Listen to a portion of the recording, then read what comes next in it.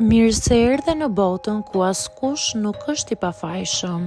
Sekrete shqiptare, vendi ku rrëfimet më të thella, më të ndaluara dhe më të pathëna të shqiptarëve marrin zë. Na bëni subscribe për histori të ndryshme.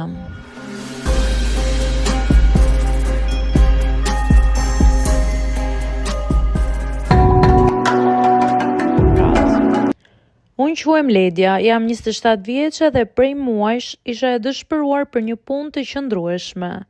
Çdo ditë dërgoja CV, çdo natë kontrolloja emailin dhe çdo mëngjes zgjohesha me ndjesinë e rëndë se po humbisja kohë. Kur mora telefonatën për një intervistë në një kompani që dukej serioze, unë ndjeva sikur diçka po më hapej përpara. U vesha bukur, mora frymë thellë dhe shkova. Nuk e dija që ajo ditë do të më ndryshonte mënyrën si e shija botën e punës. Zyra ku hyra dukej shumë normale. Një recepcionist buzëqeshte, njerëzit kalonin me dosje në duar dhe unë u përpoqja të bindja veten se gjithçka do shkonte mirë. Më futën në një dhomë intervistash.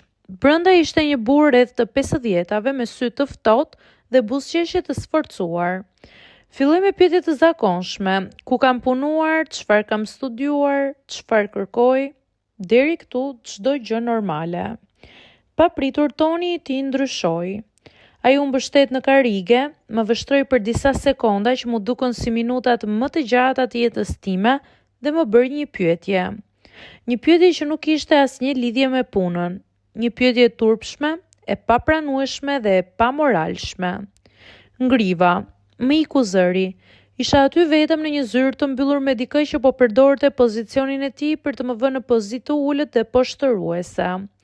Ai vazhdoi të fliste sikur pyetja e tij ishte normale, sikur po më testonte nëse do e pranoja apo jo, sikur po shihte sa e dëshpëruar isha unë për punë. Ndihesha e fyer, e zhgënjur, e turpëruar, por edhe e friksuar. Mos duhej të ngrihesha dhe të ikja? Mos duhej të përplasja derën? Apo të heshte që të mos e humbisja mundësinë e punës. Në një moment kuptova një të vërtet të hidhur. Në atë zyrë nuk isha kandidate, isha një pre e lehtë.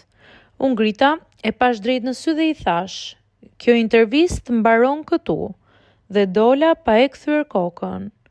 Rrugës për në shtëpi kam pasur dridhje, zemërim dhe zhgënjim. Nuk mbaj mend as udhën dhe as gjë, vetëm emocionet.